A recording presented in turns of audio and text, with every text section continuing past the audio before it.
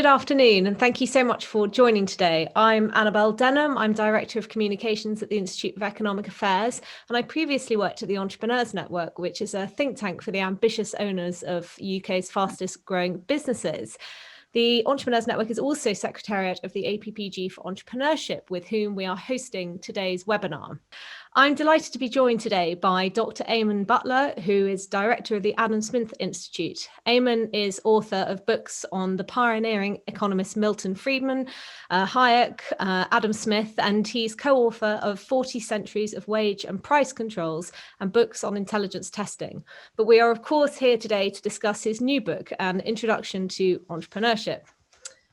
Also on the panel, Emma Jones, MBE, is founder of Enterprise Nation. Since launching in 2005, the Enterprise Nation team has helped thousands of people start and grow their businesses. It continues to be the UK's most active small business community and is a leading campaigning voice for small businesses. Lord Leigh of Hurley is a businessman, a Conservative Party politician, and since September 2013 has been a member of the House of Lords. He's co-founder and senior partner of Cavendish Corporate Finance and a vice chair of the APPG for Entrepreneurship. And I'm also delighted that Matt Ridley is with us today. Matt is a journalist, a businessman. He's best known for his writings on science, the environment, and economics. His book, How Many Light Bulbs Does It Take to Change the World, was published by the IEA last year. But as mentioned, we're here today to mark the launch of Eamonn's book, An Introduction to Entrepreneurship. Through a co-production agreement with the American Institute for Economic Research, this book will also be available in the United States shortly. We are also delighted to report that the Network for Free Society has confirmed that grants have been awarded to help local social entrepreneurs or groups in Africa, Morocco, and Tanzania, not just to translate this work, but also publish and promote its ideas through a range of activities. Entrepreneurs play a pivotal role in boosting progress, productivity, and prosperity. They drive economic growth and they create new opportunities. Their innovations transform people's lives. Yet their enormous contribution is not widely understood, and indeed is often completely overlooked in economics textbooks. In this book, the author, Eamonn Butler, sets the record straight. He explains the vital role of entrepreneurship, he explores its economic and social significance, and he examines the conditions needed for it to thrive. But rather than me tell you all about it, I'd like to invite Eamonn to please give the first introductory remarks. Yes, thanks, Annabel. Well, exactly as you said, the entrepreneurship is extremely important and it's overlooked. It's important because, as I describe it, it's the unseen factor of production. Economists will tell you about land, labor, and capital. But you need somebody to make all those things work. Otherwise, they're just dead assets. It's rather like you need a conductor for an orchestra. Otherwise, it's cacophony. I think economists haven't realized that it is extremely important in bringing resources together and focusing them on their most productive uses. And because it does that, entrepreneurship promotes economic growth. Entrepreneurs want to make things that are better, smarter, faster, cheaper. And that in turn leads to huge innovation. It actually creates resources. You start with something, an invention like a microchip. And from that you make computers that can do all sorts of fantastic things and wonderful resource for humanity. But then from those computer circuits, you can make robots that will do jobs for you. So you're actually creating resources. It's not that you're taking resources from somebody, you're actually creating new resources. And this is the function of entrepreneurship. And you're right to say that it's overlooked. It's overlooked in everyday life. We just take it for granted, we don't even notice it. But it's certainly overlooked in the economics textbooks. The mainstream economic textbooks will tell you all about the theory of the firm and so on, but they don't explain why firms come into being. They don't really explain why firms go out of business. And these are important things that we need to understand why and how people create new businesses. because we want new businesses, and certainly the way the economy has gone in the last few months, we need to create lots and lots of new businesses. So we need to understand entrepreneurships and how the firm works and what creates firms and why firms go. As for what you can do to help, as I say, I think that there is a major problem at the moment, because so much of entrepreneurship is actually about creating relationships. It's about creating relationships with your customers, but also your suppliers. You may have many hundreds of suppliers. And if those relationships are broken, as they have been over the last few months, with firms going out of business and then their suppliers going out of business and so on, and they're saying, well, all of these things are extremely difficult to recreate. And most new businesses fail. Most innovation doesn't work. And most entrepreneurs come a cropper in the first year. So you've really got to, what you really want to do is to allow people to innovate and allow entrepreneurs to do their thing and encourage them to do that. You need to have an environment of political and institutions which come forward with new ideas. And as I say, most James Dyson famously tried 5,000 different ways of producing his bagless vacuum cleaner before he found one he was happy with. And Edison as well tried, I think, 10,000 different filaments to find the right one for his light bulb. So we've got to encourage people to come forward and just try things. We've got to not worry when people fail. In fact, we have to support them and encourage them. So we need permissionless innovation. We need also low taxes. One of the things I did discover in writing this book is just how crucial the tax rate is to entrepreneurs and whether they start businesses or not. Because starting a business is a big deal. And a lot of people have to mortgage their houses and to raise the money, or get loans to raise the money to start a new business. It's risky, and you start your business and you look at the returns you think you will have. If you're going to add taxation onto that, well, that really does reduce your possible income. And therefore, a lot of people look at that and they say, well, I just can't take the risk because after tax, I'm not going to have any money left. So taxation is an enormously important one, and it's extremely important now when public finances are strapped. But at the same time, we need to create new businesses. And I think, no amount of government schemes or intervention is going to do that. What we have to do with entrepreneurs is simply get out of their way and encourage them to do what they do best. So that's really the message of the book. Thank you. I'll now turn to Emma to give her introductory remarks. Emma. Thank you, Annabel. Lovely to be here. Anyone who sends me an email saying, would you like to join an event where we're talking about the role of entrepreneurs and should they be celebrated more, I'm absolutely here. So as Annabel mentioned in her introductory comments, my name is Emma Jones. I'm founder of a business called Enterprise Nation. I guess entrepreneurship is in my blood. I was born to a mother who ran businesses as I was growing up. So I guess kind of all I ever knew in my direct family was entrepreneurship and people making their own living by doing things for themselves. But Enterprise Nation is a business, again, Annabel mentioned this, we've been going for over a decade. And our job is to help people start and grow their own successful business. This year, we'll help over 500,000 small businesses. It's been a particularly busy 7 months, as you can imagine, as businesses have literally landed on our online platform with lots and lots of questions and a need for kind of understanding government guidance, etc. The kind of businesses we help, and just I mention this because I think it influences the comments that I make and the position that we hold at Enterprise Nation.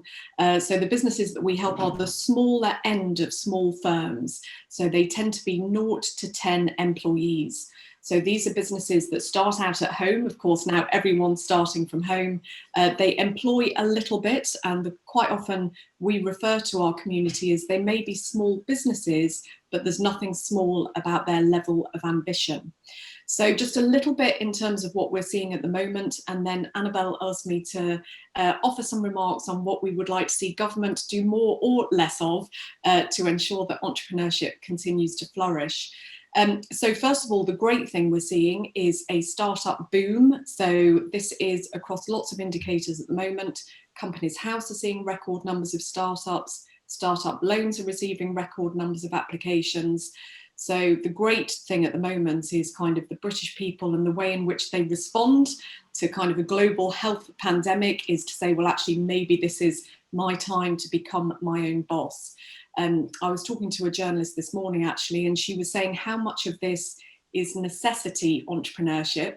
So how much of this is people starting businesses because they can't find a job?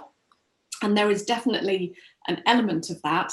But actually what we're seeing at Enterprise Nation is more opportunity entrepreneurship. So people spotting gaps in the market and saying, I'm going to turn that into a business. So overall, we're seeing quite a positive and optimistic outlook. It's one of the other things that kind of roots me and my team every day in terms of it's been lots of hard work over the past few months, but one thing that keeps you going is the incredible resolute nature of small business owners who have had COVID thrown at them. They had Brexit, which is still coming down the road, and they will still wake up each morning and think, how can I trade? How can I attract more customers? How can I keep the cash coming in? So quite an optimistic and relatively confident bunch of small business owners that we're hearing from every day. So leading into, I guess, kind of what is the role of government? And I think there's kind of three things where we feel that government could play more of a role. And I echo actually Dr. Butler's comments where he just said, government's job is to kind of stay out of the way. I was a big fan when Vince Cable was Secretary of State at the then Business Department, where he came in and said, the role of government when it comes to encouraging entrepreneurship is important, but modest. And that is a comment with which I wholeheartedly agree. And I guess where we feel that government has this role is setting the infrastructure for entrepreneurship. So Dr. Butler mentioned low taxes, good broadband, good rail links when we can get out and about again in travelling, and of course, confidence in the economy. So we do think government has a role to play in setting that infrastructure. But I guess the three things where we are itching to see a little bit more activity. The first is in celebrating entrepreneurship. And Annabel will recall this, but back in 2012, when David Cameron was Prime Minister, I was involved in launching a campaign, a very celebratory campaign called Startup Britain, which was all around boosting the startup rate in the UK. I'm sure quite a few of our panelists recall this, but these were the days when Lord Young was in at number 10 Downing Street. He was called Entrepreneur in Residence. There was a chap called Daniel Korski, who was Special Advisor to the then Prime Minister. There was a huge feeling and energy within number 10 around encouraging entrepreneurship. And virtually every speech that David Cameron made referred to startups, boosting entrepreneurship, etc. And I think that's one thing that we would like to see come back. Startup Britain was a fully private sector funded campaign, so we didn't take any money from government to run it. But what number 10 did do is open up their doors for us to invite in corporate partners, encourage them to be involved. And I saw George Osborne interviewed a couple of weeks ago, and the interviewer was asking him, if you were Chancellor now, what would you do? And I thought his response just took me back to those days of 2012, because he said, I would fire up the cylinders of enterprise. And I think that's something that we want to see at the moment. Let's celebrate the role of entrepreneurship to encourage more people to do it. The second, we'd love to see the government recognise more the role of the private sector when it comes to supporting businesses. So again, just pre-COVID, Kelly Tolhurst was Small Business Minister. She was doing a great job, but I remember seeing that the business department were doing an ad campaign, and they were pointing small businesses to a website, businesssupport.gov.uk. And on that platform, there were all the government funded sources of support, Innovate UK, British Business Bank, everything that the government funds. And my question was to the minister at the time is, but can you also point out to amazing programs being run by the likes of Amazon, Facebook, Salesforce? These are incredible companies who offer free training and support small business. And I think that's one area where we just love to see a bit more progression from the government, is accepting that they shouldn't be the only ones to offer support to small business, but they should spotlight those in the private sector who are doing a great job. And finally, on my wish list would be procurement. For a while, when Matt Hancock was Minister for Cabinet Office, I took on a role for a day a week working for government as what was called SME Crown Representative. So this was a role to particularly help government buy more from small businesses. And Matt Hancock at the time had a target of spending £1 in every 3 of government's money with small business. Fast forward to 2020, and we're still not quite at the point of reducing all the friction for small businesses to sell into central government. So that's just one thing. With government spending so much money at the moment, I would love to see small businesses getting some more of that spend that's coming through. So they're my thoughts in terms of government's role, but hopefully we'll continue to see strong entrepreneurship rates as people decide to still become their own boss, even in these challenging times. Thanks very much, Emma. I'll now hand over to Lord Leigh, who is mentioned as Vice Chair of the APPG for Entrepreneurship. Thank you very much, and thank you for inviting me to be a panelist. It's a great honour to address entrepreneurs, particularly as entrepreneurs more than anyone know the value of time and are probably using their lunch hour break to attend this before they beaver back to constructive work. I really enjoyed the book, and Dr. Butler's kindly sent me in advance. It is interesting to reflect who is an entrepreneur, and there are many people who call themselves entrepreneurs, but of course are not. They are salaried and employed people who have never put up their own money into risking starting a business, and they rely on a monthly paycheck from someone else. So I would include as an entrepreneur those people who start up micro businesses such as plumbers and hairdressers and so on, because they do have to invest their own cash. They are master of their own destiny, and they're entirely dependent upon their own endeavours to create an income, to live, to survive. And Dr. Elliott points out in the book that Dr. Butler points out in the book that entrepreneurs are normally successful where they find a niche that no one else has seen, and they go into that niche, they invest in it, and they become successful through, I won't say exploiting that niche, but taking advantage of an opportunity. And as a result, they add to the economy and to the choice facing the consumer. And that's sort of my story. I was employed by a very large firm of accountants to run their M&A practice. And I saw there was nobody out there, no advisor who was offering sell-side only advice. Everybody was offering sell-side or buy-side or both. And therefore the entrepreneur who I naturally related to couldn't be sure the advisor was only ever acting for them. So with a colleague, I started up a business into which I put a considerable proportion of my life savings into. I committed not to take a salary for a year. And we started up a business that was sell-side only, and we created something new. And that's, of course, what one wants to see. People starting up a business, creating something new. We now employ 40 people at Cavendish, which has merged into FinCap, and so there's 170 people. That's all positive news. Why do people become entrepreneurs? Dr. Butler's book addresses many of the reasons why they become entrepreneurs, and he quite rightly points out it's not just because they want to make more money than they would do sitting at a desk as a salaried employee, although that's part of it. It's a sense of ambition, a sense of proving you can do it. It's often a sense of knowing that you're better than your boss and therefore wanting to spring out and do something and show your boss that you can achieve it. And as Emma said, in some extent, it's because there are some people who can't get a job and therefore think they ought to start their own business. And if you look back at, certainly from my community, the Jewish community who came to this country in the 1880s through to 1910, they were not going to be given an employment by anybody else. So they started the businesses which needed the lowest form of capital, mainly in furniture and the rag trade. And they grew those businesses because they had no choice. The economy needs entrepreneurs to start up. Entrepreneurs are vital in creating businesses and growing them to a certain stage. Very, very few can do, as Dr. Butler's talked about, the Dyson of growing to a mega business. There is a natural inflection point where the business grows to be a little bit too big for them to manage in the way they want to manage it, and it's therefore appropriate and a win-win that it becomes part of a larger organization, because those larger organizations are really not capable of starting a business from scratch.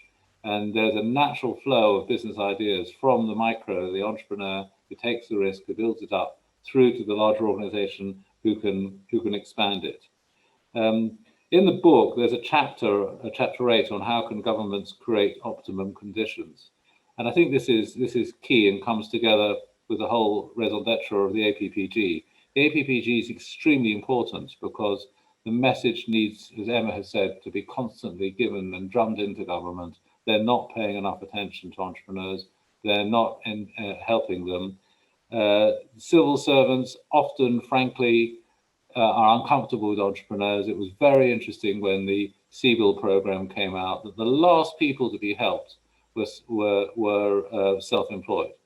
And the civil servants have a natural feeling that, oh, anybody who's an entrepreneur who runs their own business is perhaps dodgy or dodging tax, and this is fed through now into the most unfortunate reduction in entrepreneurs relief, which is a real problem because, as Dr. Butler said, entrepreneurs take a risk, they need to be incentivized, and they deserve to be rewarded if that risk is successful, because most aren't. And it was quite telling that not only did entrepreneurs relief reduce from 10 million to 1 million, which is bad enough, but they changed the name from entrepreneurs relief to business assets disposal. And that sort of tells you all how government in the civil, and certainly the civil servants, none of whom have ever been entrepreneurs in their entire lives, look at entrepreneurs. And so it's up to us as entrepreneurs to fight our corner, promote our cause, and push for, we're not looking for handouts or recognition, we're just looking for fair treatment and encouragement. So I'm delighted to have the opportunity to address as many entrepreneurs as are on this call, and look forward to their questions. Thank you. Thank you very much. And Matt, I'll hand over to you. Just remember to unmute in time. Thank you so much, Annabel, and thank you, Eamonn, for writing this fabulous book, which is badly needed, desperately needed. Howard, Leigh and I both sit in the House of Lords, and it's remarkable how little time Parliament spends discussing entrepreneurs or enterprise in general. We spend a lot of time talking about how to distribute the money that entrepreneurs make for us, but we spend very little time talking about how to encourage them. And that's an example of the kind of thing that Eamonn writes about in this book, where he emphasizes just how much this issue is neglected. It's not only neglected by politicians, it's neglected by theoretical economists too. And I think one of the most interesting parts of his book is where he points out just how little science there is of enterprise and entrepreneurship, and how little curiosity there seems to be about it. Why does it happen in one place and not another? Why does it happen to us and not to other creatures? You know, there are some very, very basic questions. The interesting feature about innovation and entrepreneurship is how very hard it is to predict, I think. That is to say, if you look at almost any of the great technological developments of the last 50 years, almost nobody saw them coming. You know, we thought back in the 1950s, it was expected that the future would all be about transport. Nobody saw the digital revolution instead. We were going to have flying cars and personal jetpacks and routine space travel and all that sort of thing, instead of which we got mobile phones and the internet, which are largely unpredicted.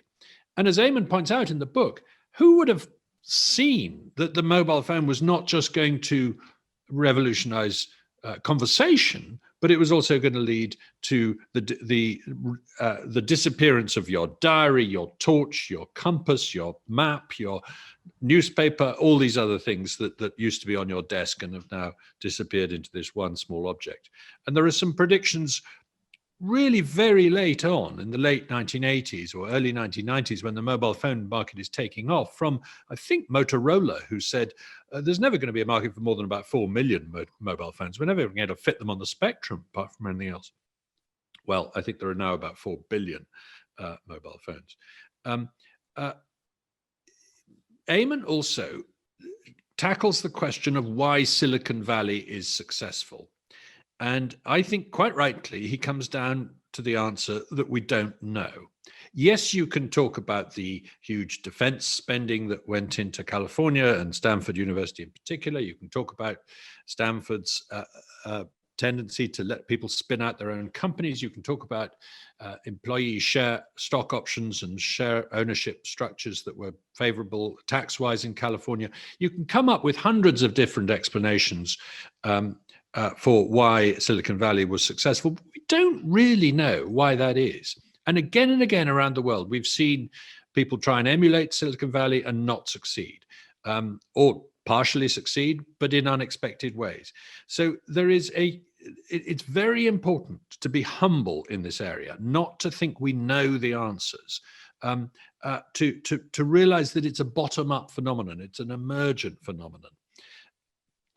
But if you then think of it just as a sort of evolutionary bottom-up thing, which I do, you mustn't fall into the trap of thinking the individual doesn't matter at all.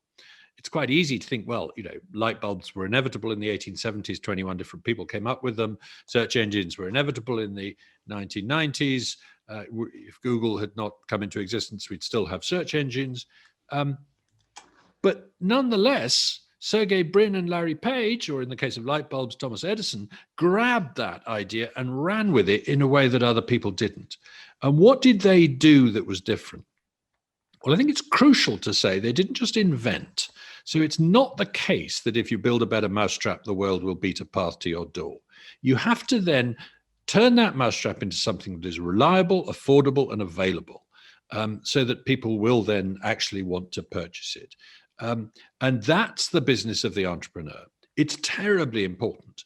We celebrate the inventor. We talk about Archimedes and James Watt and all these people, but we don't celebrate the entrepreneur nearly as much. We don't understand or appreciate the way the Dysons, the Bezoses, or in a previous era, the Marconis and the Edisons turned technologies into world-beating ideas that we could all adopt. I want to come to the point which Emma and Howard both mentioned, which is how we talk to government about entrepreneurship.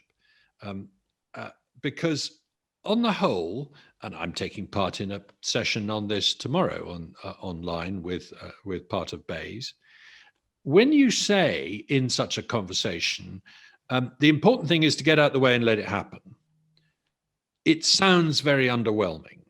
It sounds like, oh, well, that's not much use. I mean, what does that, you're telling me I should make myself redundant because I'm a civil service in Bayes. Well, maybe, yes, but it's obviously not the answer that people want to hear. They really do want to hear that there should be some active role for government. I want to step in and subsidize something. I want to pick a winner. I want to coordinate, bring people together in a conference. I want to create a partnership of some kind. And I'm afraid to say that a lot of this is displacement activity based on the fact that we don't really know how it works. And that the real lesson, yes, is find the obstacles, locate the regulatory barriers, locate the delays in the system that prevent an innovation happening. And I think, as Emma hinted, Daniel Korski and co. really got this under the Cameron government. And I'm afraid it's not so evident that the current regime gets it. I think they think in a much too top-down way about how to encourage it. And I'm hoping to try and nudge them in another direction.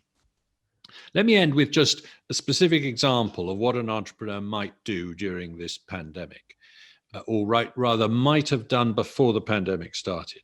Suppose a year and a half ago, you came up with an idea for a new medical device to diagnose viral diseases at the bedside, point of care in 15 minutes. How difficult would it have been to launch that business? it would have been immensely difficult. On average, a medical device takes between 3 and 5 years to get licensing approval. That's a long time to wait while you're making no money. And then you have to persuade huge monopoly organizations like the NHS to buy it. And they're not in the business of procuring from small entrepreneurial businesses. They're in the business of going off to Hoffman LaRoche or someone like that. So the chances are you would have turned away from that and invented a video game instead. It's probably about as easy to invent the video game as the diagnostic device. But the great thing is it's permissionless, as Eamonn says. You don't need anybody's permission to do it. You can do it in a flash, and you can get to market very quickly. And I think we need to think really hard about the way the obstacles we've put in the way of entrepreneurs have diverted their entrepreneurial energy into, I'm not going to say that video games are useless. Of course they're not.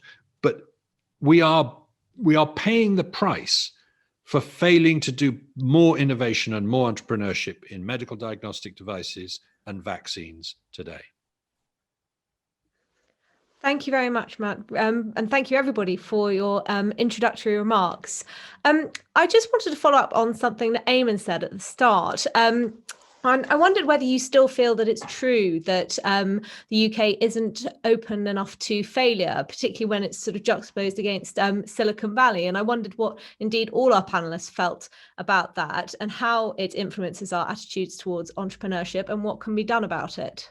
You do actually have to embrace failure. You have to realize that failure is most of what we do. Most things that we do, and certainly most businesses that are started, will fail. Most ideas won't work.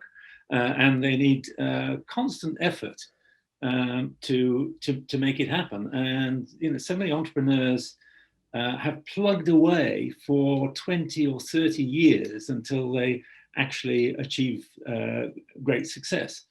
There's innumerable cases of that, and determination is very much of a part of the entrepreneurial personality, if there is such a personality. So we've got to accept failure as well as success, and not do people down because they fail, but to encourage them, as Matt said, by getting out of their way and letting them do new things and try something else, and one day they'll hit something that works.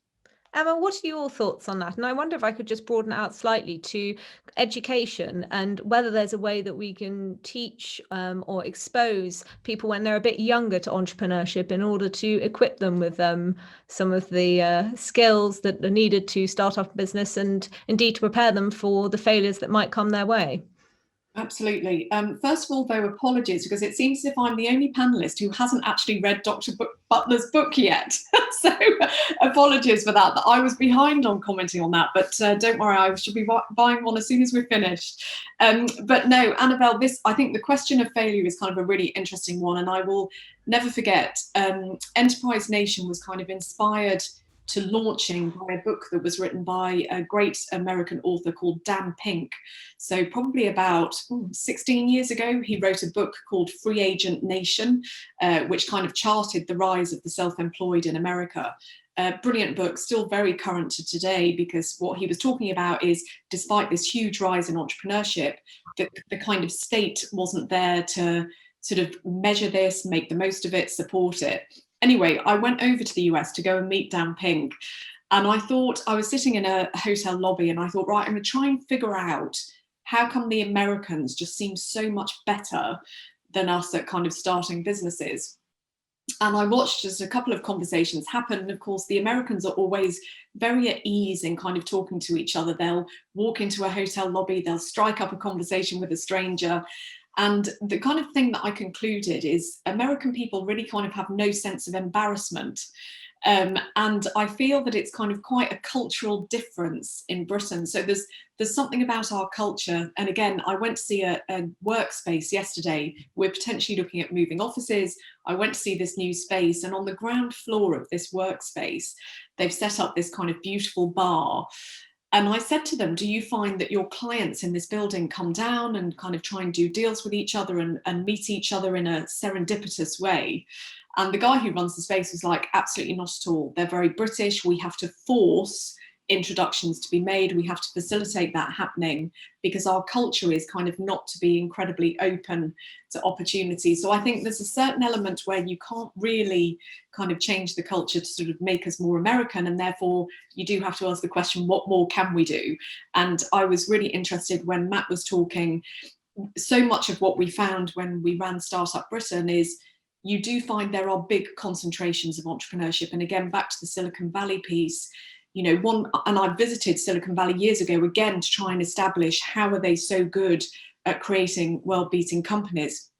And I certainly think when you put people together who are doing similar things, it boosts their confidence to do it even more.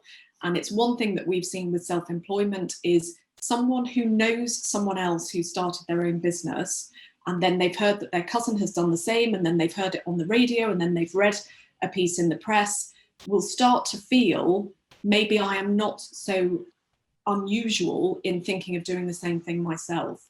And I will always remember when we did launch Startup Britain, and sorry, Annabel, I will come just back to schools, Steve Hilton, who at the time was head of strategy for David Cameron, I will never forget him saying, he said, look, I'm going to give you no money for this campaign, but I will support you in what you're doing. And he said, what I want you to do is I want you to normalize self-employment. So people feel that starting a business is as normal as getting a job.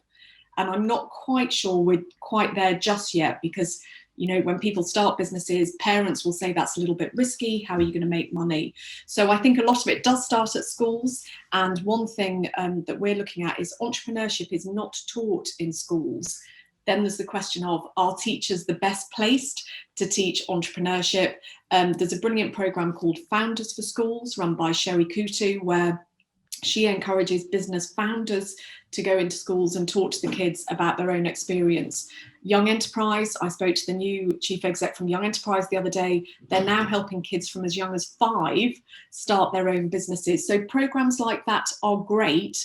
But actually what we're seeing with young people now is they're almost kind of saying there's school and then there's entrepreneurship. And the final thing that's enabling them to do this is technologies like TikTok, Instagram TV. This is where young people feel incredibly confident. They're using technology.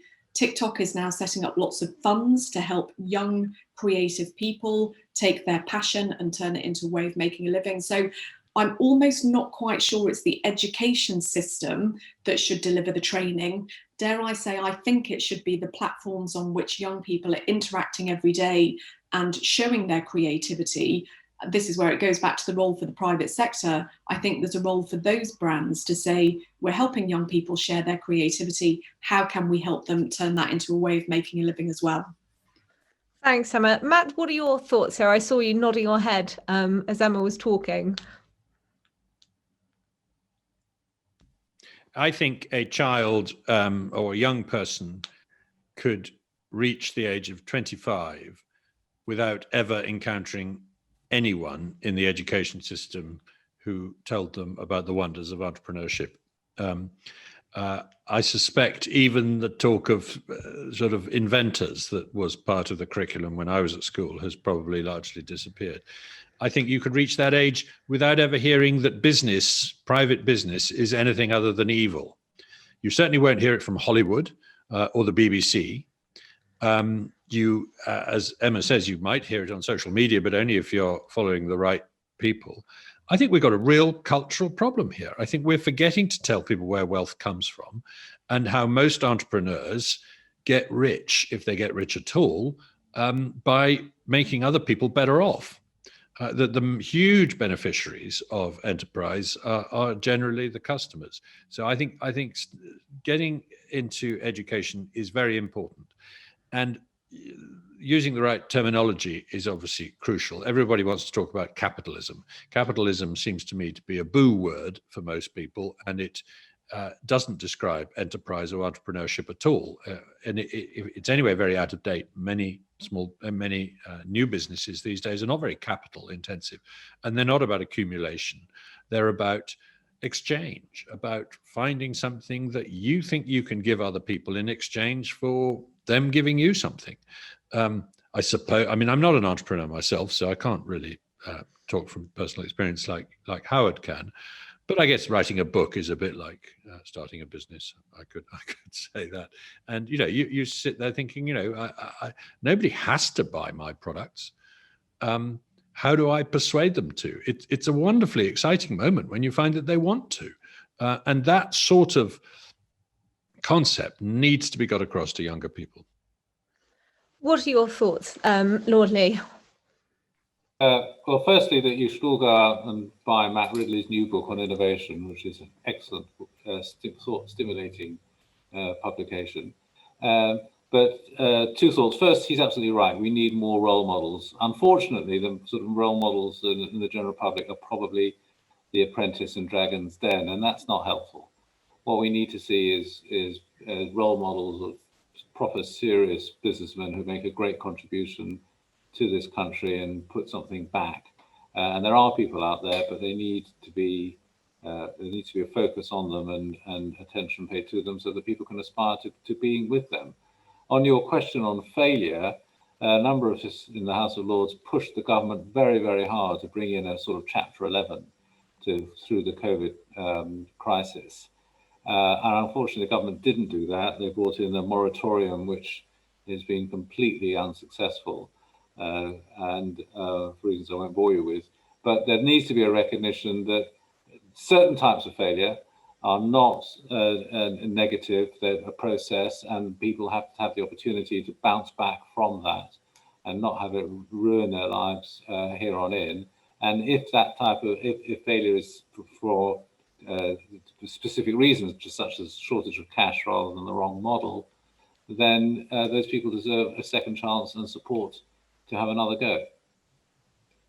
What I'll do now is I'll turn to the audience Q&A, and thanks to those who've already put some questions in the Q&A function. I'll start with the question that's had the most upvotes. This is a democracy I'm running. What are Eamonn's thoughts on the Mazzucato argument of the state as an entrepreneur? No, I don't think the state is entrepreneurial at all. I mean, yeah, she certainly thinks that, well, Silicon Valley is all down to government spending on defence and so on, and government run universities and various other programs that private firms were set up to do government work. I don't take that at all. As Matt said, we don't really know what causes it. It's what causes a little hub like that to emerge.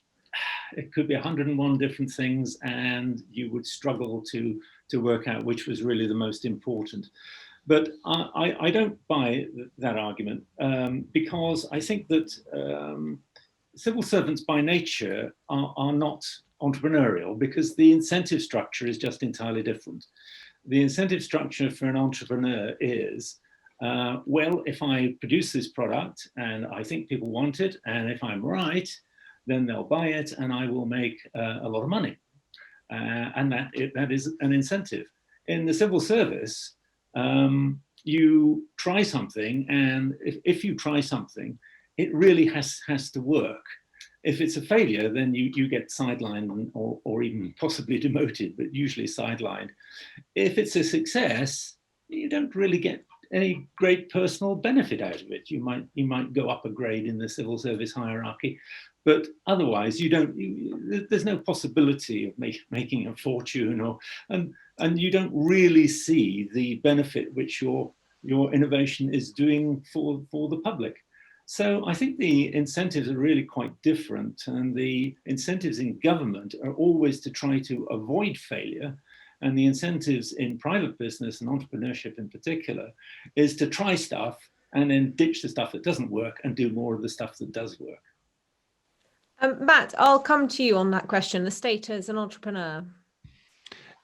Yes, well, I think the problem with that argument is that if you think about all the things that have changed our lives in the last few years, like mobile phones and the internet and so on, yes, you can make the argument that the very first technologies were developed in the public sector, but not deliberately. I mean, Tim Berners-Lee wasn't setting out to invent a World Wide Web, but they came out of the private sector. It was incredibly hard work by entrepreneurs who turned them into Jeff Bezos developing e-commerce, all the people who developed mobile phones, the invention of social media, none of this happened in the public sector. Just look at the way the public sector works.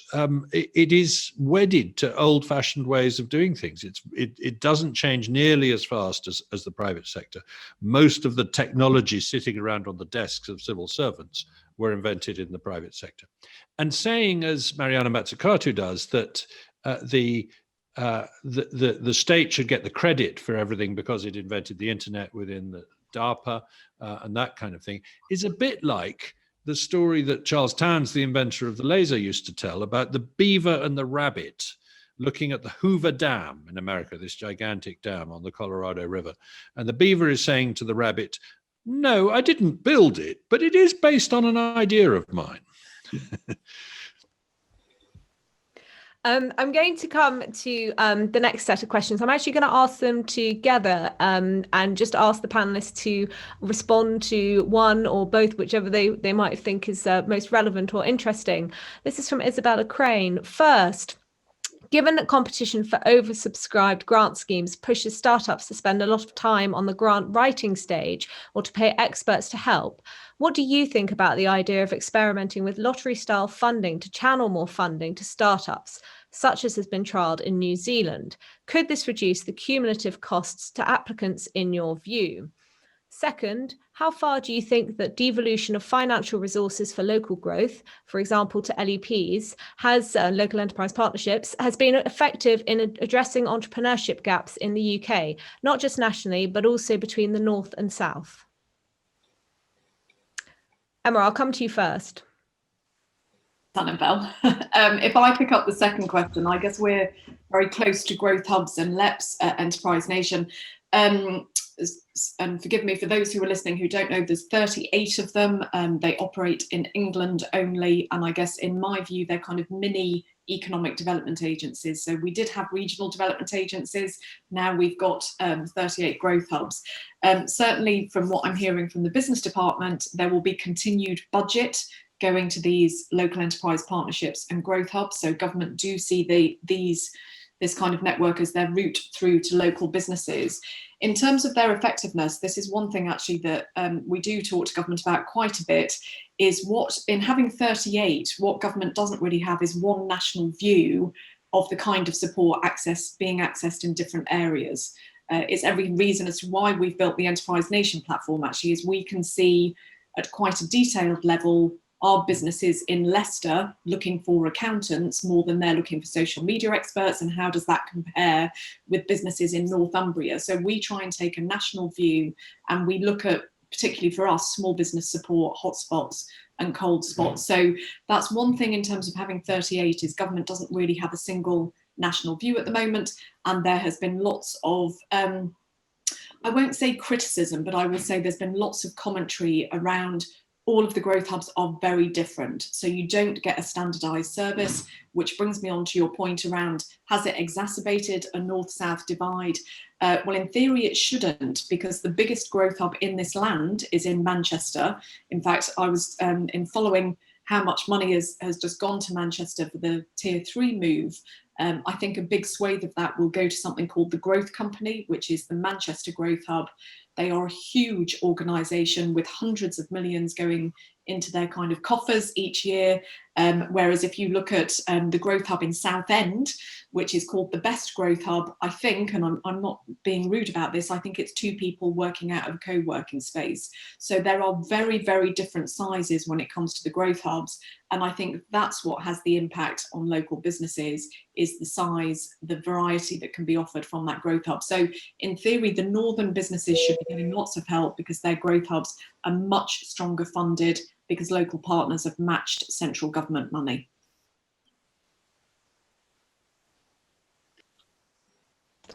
Thanks, Emma. Lord Leigh, I'll come to you.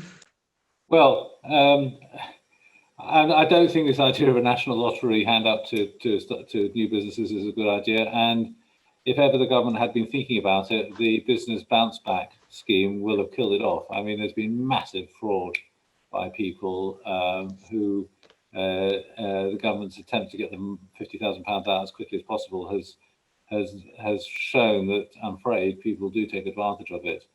What I would what I would like to tie in with the last question as well. What I would like to see government do is create a new 3I, as was 40 years ago.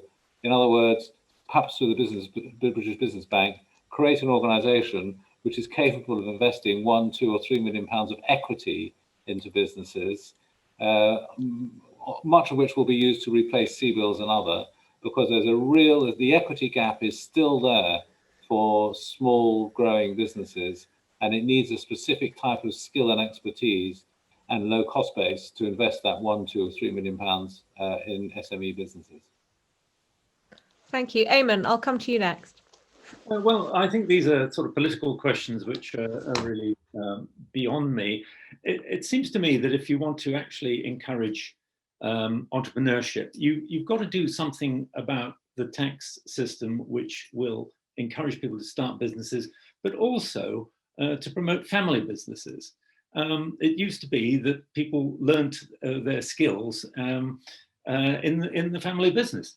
I've just been reading Joe Foster's book, which is called Shoemaker, and it's the story of how he created Reebok and turned it into the #1 running shoe business in the world. And he learnt his skills making running shoes in his father's workshop, and his father learnt his skills in his grandfather's workshop. But we seem to have killed family businesses. So I don't think it's about government grants and committees and quangos and things like that. I think this is about creating the environment in which this sort of activity goes on all the time. And Matt, I'll come to you. I'd like to talk just briefly about prizes in this respect. I think subsidies have a horrible habit of creating businesses that are subsidy dependent and never wean themselves off subsidies. And I think winner picking is dangerous because government may be bad at picking winners, but losers are good at picking government, as Dieter Helm once put it. But prizes seem to me an interesting new idea that's floating around there. It's not that new. The longitude prize of the early 18th century to solve the problem of how to measure longitude at sea worked very well. It produced a solution, albeit one that the posh astronomers and so on refused to recognize for many years, because they said, well, it can't be a humble clockmaker from Yorkshire who solved this. This is supposed to be a prize that went to us astronomers. So there was snobbery involved in that. But the government currently has new versions of the longitude prize out there for things like solving antibiotic resistance. And to give you an example of how this can work if properly designed, the Gates Foundation dangled a prize in front of the pharmaceutical industry a few years ago to develop a vaccine for pneumococcus. And it wasn't a cash prize, it was a prize in terms of an advanced market commitment. In other words, if you develop a vaccine for this disease, which is killing lots of kids in poor countries where they can't afford the vaccines anyway, we will top up the price you can charge for those vaccines. So you will get rewarded for selling them, but you'll only get rewarded if you sell them, and you'll only get rewarded if they work. And we, the Gates Foundation, don't have to choose which of you has the best idea for the vaccine in advance. We'll wait till you've developed it and see if it works before we reward you with the prize in terms of the market commitment. That seems to, this idea of advanced market commitments as prizes does feel to me like one way which government can start to dangle its fantastic largesse. Because remember, government takes 45% of our income off us. So it'd be great if it puts some of it back into enterprise. And if it's going to do so, I think that's how it should do so. Thank you. I'll come to the next question. Please, could you give some examples of supply side reforms which will be enabled or are capable of being accelerated by Brexit? Eamonn, I'll come to you first. Well, I think the whole trading thing is quite important. There's a whole world out there. And what you do discover, of course, is that ideas are made on that cultural frontier. That, I remember back in the 70s when we had, thanks to Freddie Laker, we had very cheap transatlantic travel. And what happened is lots of people from both countries went to the other side of the pond. A lot of young British people went to America, and they discovered things like fast food restaurants that didn't really work here, and they brought over lots of ideas that then we tried here and developed here. So that kind of exchange, I think, is important. And as I say, there are so many countries in the planet that's just one supply side benefit of Brexit, being able to trade more openly with other countries on our own terms. I think that's going to be a major improvement, I think, and a major boost to entrepreneurship. Lord Leigh, I'll come to you. Sorry, yeah, absolutely. I mean, the main one is, of course, the US trade agreement. If we get that through, the UK will be hugely benefited by that. And in fact, I've already seen European companies talk to us about wanting to buy a British business so that they can then trade with America under the US trade agreement that we will have and Europe doesn't have. So that's a massive one. And then, of course, the other point is what's not going to happen. And if we hadn't have had Brexit, it's quite clear to me there would have been a further continuous regulation, much of which isn't appropriate to us, from the EU, which, don't forget, has been driven by the Napoleonic system of law, which means that first you regulate and then you allow, as opposed to the case law in the UK system, which is first you allow people to do things, then you see if it needs regulating. So there are lots of, as a Brexiteer, I see a lot of advantages to come, which admittedly we haven't seen yet. But Matt Ridley is the world's expert. Over to you, Matt. Hospital pass there from Lord Leigh. I'll give you a very specific example of something that I would love to see us do as a result of Brexit. In 2018, the European Court of Justice ruled that gene editing should be treated exactly the same as genetic modification, even though it involves introducing no foreign DNA from a different species. And this sent shockwaves of dismay through European scientists and European businesses, where the regulatory hurdles to getting a genetically modified crop approved are so vast that nobody even bothers to try. And as a result, UK and European agriculture is not only stagnating, but it's far more dependent on chemical pesticides than is now true in the rest of the world. The rest of the world decided that gene-edited products should be regulated as if they were bred by conventional means, if the plant is similar. And they're all moving in that direction, with one exception, New Zealand, which is going in the same direction as the EU, saying, no, they should be regulated as GMOs. So in leaving the EU, we are joining the world on this. We have an opportunity to go to the same definition of a GMO as the rest of the world uses and that everyone else deems is safe. And that means we can allow gene editing to start in this country. That has enormous opportunities. It means we can have potatoes that don't need spraying with fungicides. We can have wheat that doesn't need spraying with insecticides, et cetera, et cetera, et cetera. It means great opportunities for more nutritious crops, more crops that need fewer inputs, et cetera, et cetera. We pretty well destroyed our world-leading plant breeding industry in terms of GMOs in the first 20 years of this century because of European regulation. We could revive it again as we leave. I know that we're running out of time. I just want to give the final word to Emma, described as magnificently energetic by one of our viewers. What I actually wanted to ask about was whether, I know you talked earlier about how there seems to have been a boom in entrepreneurship, and it might not just be necessity entrepreneurship, it might be opportunity entrepreneurship, people spotting a gap in the market. But one question is, self-employed entrepreneurs and freelance workers in the gig economy suffered disproportionately from the lockdown, often receiving no financial support. Will people now prefer the safety of a salaried job? And I ask that in the context of the gig economy, as we know from research, being a springboard into entrepreneurship. Do you have any concerns that while we might be seeing a bit of a boom in entrepreneurship now, that could dwindle as people favour the security of a salaried job? Yeah, it's a great question, because as we've seen, the startup rates go high, and I reference Companies House figures. So it's limited company formation that's on a boom at the moment, but at the same time, self-employment has gone down.